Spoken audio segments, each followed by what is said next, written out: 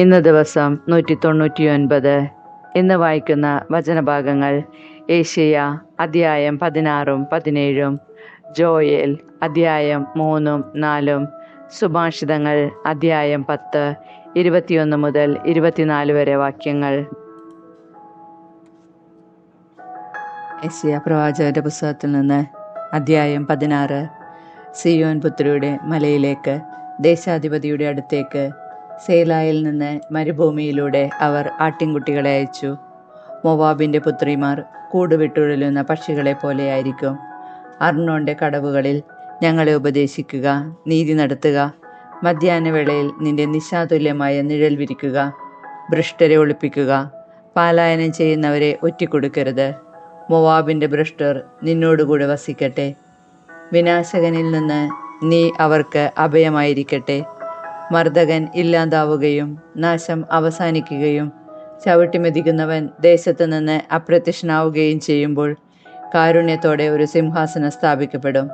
നീതി അന്വേഷിക്കുകയും നീതിപൂർവം വിധിക്കുകയും ധർമ്മനിഷ്ഠ പാലിക്കുകയും ചെയ്യുന്ന ഒരുവൻ ദാവീദിൻ്റെ കൂടാരത്തിലെ ആ സിംഹാസനത്തിൽ ഉപവിഷ്ടനാകും. മോവാബിൻ്റെ അഹങ്കാരത്തെക്കുറിച്ച് ഞങ്ങൾ കേട്ടിട്ടുണ്ട്. അവൻ എത്ര ഗർവിഷ്ഠനും ഉദ്ധതനും അഹങ്കാരിയുമാണ്.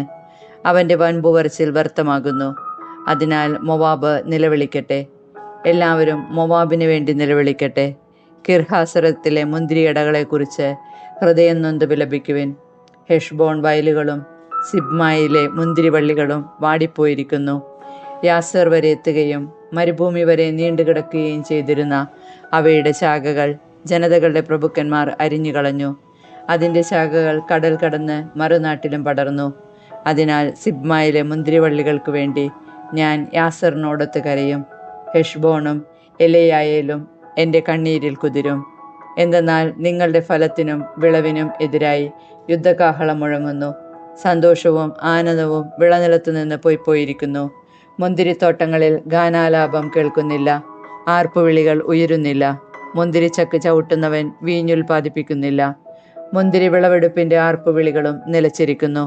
അതിനാൽ എൻ്റെ അന്തരംഗം മൊവാബിനെക്കുറിച്ചും ഹൃദയം കീർഹെരേസിനെക്കുറിച്ചും വീണക്കമ്പി പോലെ കീഴുന്നു. മൊവാബ് പ്രത്യക്ഷനാകുമ്പോൾ, പൂജാഗിരിയിൽ തളർന്നു നിൽക്കുമ്പോൾ, തൻ്റെ ദേവാലയത്തിൽ പ്രാർത്ഥിക്കാനെത്തുമ്പോൾ അവന് ഫലപ്രാപ്തിയുണ്ടാവുകയില്ല. ഇതാണ് മൊവാബിനെക്കുറിച്ച് കർത്താവ് മുൻപ് അരുളി ചെയ്തിരുന്നത്.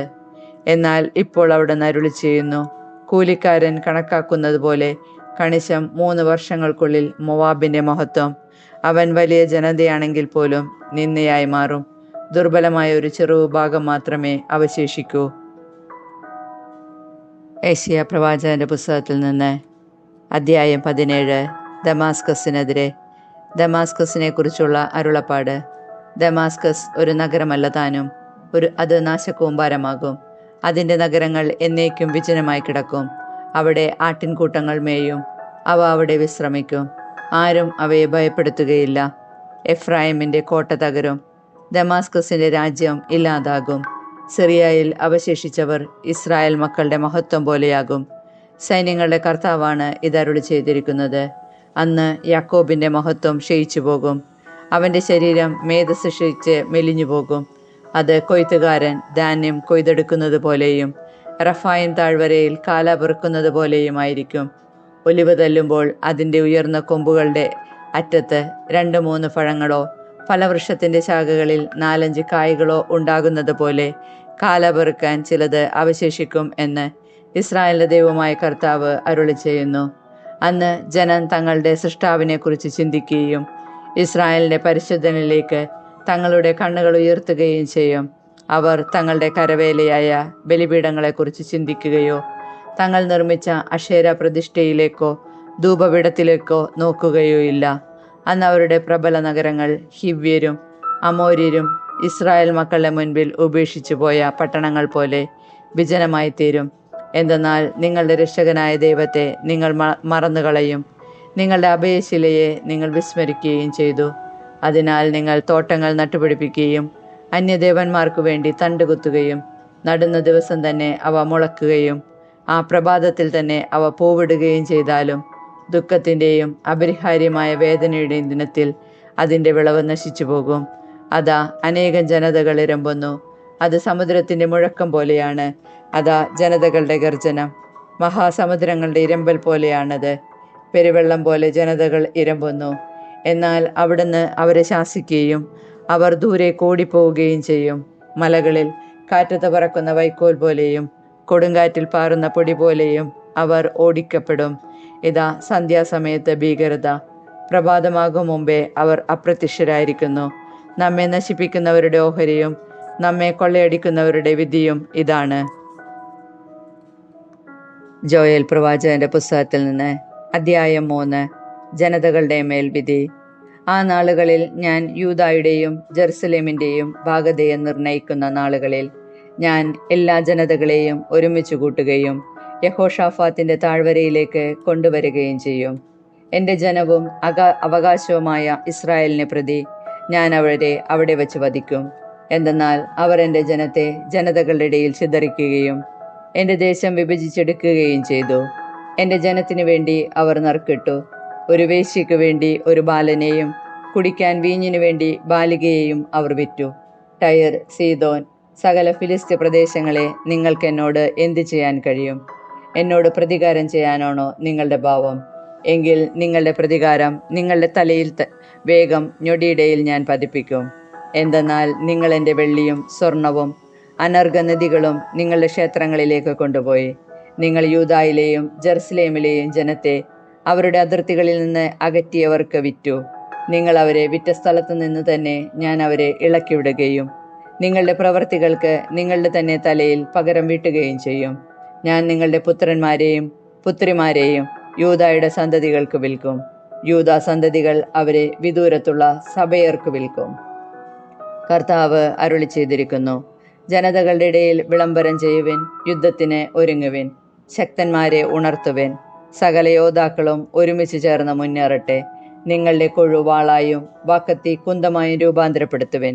താൻ ഒരു യോദ്ധാവാണെന്ന് ദുർബലൻ പറയട്ടെ. ചുറ്റുമുള്ള സകല ജനതകളെ ഓടിവരുവിൻ, അവിടെ ഒരുമിച്ച് കൂടുവിൻ. കർത്താവെ, അങ്ങയുടെ സൈന്യത്തെ അയക്കണമേ. ജനതകൾ ഉണർന്ന് യഹോഷാഫാത്തിൻ്റെ താഴ്വരയിലേക്ക് വരട്ടെ. അവിടെ ചുറ്റുമുള്ള സകല ജനതകളെയും വിധിക്കാൻ ഞാൻ ന്യായാസനത്തിൽ ഉപവിഷ്ടനാകും. അരിവാളെടുക്കുവിൻ, വിളവ് പാകമായിരിക്കുന്നു. ഇറങ്ങി ചവിട്ടുവിൻ, മുന്തിരിച്ചക്ക് നിറഞ്ഞിരിക്കുന്നു, തൊട്ടികൾ നിറഞ്ഞൊഴുകുന്നു. അവരുടെ ദുഷ്ടത അത്രയ്ക്ക് വലുതാണ്. വിധിയുടെ താഴ്വരയിൽ അതാ ജനസഞ്ചയം. വിധിയുടെ താഴ്വരയിൽ കർത്താവിൻ്റെ ദിനമടുത്തിരിക്കുന്നു. സൂര്യനും ചന്ദ്രനും ഇരുണ്ടുപോകുന്നു, നക്ഷത്രങ്ങൾ തങ്ങളുടെ പ്രകാശം മറച്ചുവെക്കുന്നു. ഇസ്രായേലിന് അനുഗ്രഹം.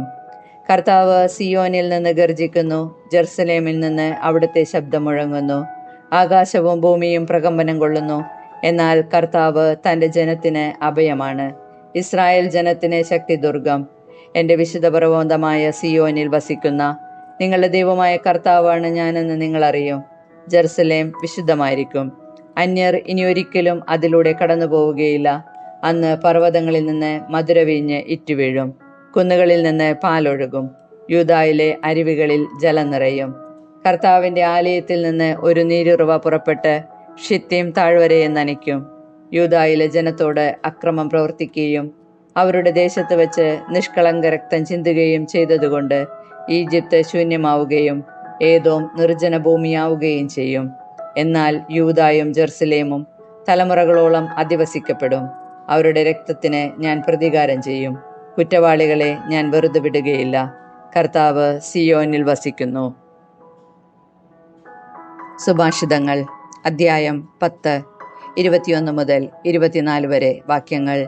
നീതിമാന്റെ വാക്ക് അനേകരെ പോഷിപ്പിക്കുന്നു. മൂഢൻ ബുദ്ധിശൂന്യത മൂലം മൃതിയടയുന്നു. കർത്താവിൻ്റെ അനുഗ്രഹം സമ്പത്ത് നൽകുന്നു, അവിടുന്ന് അതിൽ ദുഃഖം കലർത്തുന്നില്ല. തെറ്റ് ചെയ്യുക മൂഢന് വെറുമൊരു വിനോദമാണ്. അറിവുള്ളവന് വിവേകപൂർവമായ പെരുമാറ്റത്തിലാണ് ആഹ്ലാദം. ദുഷ്ടൻ ഭയപ്പെടുന്നത് തന്നെ അവന് വന്നുകൂടും. നീതിമാന്റെ ആഗ്രഹം സഫലമാകും.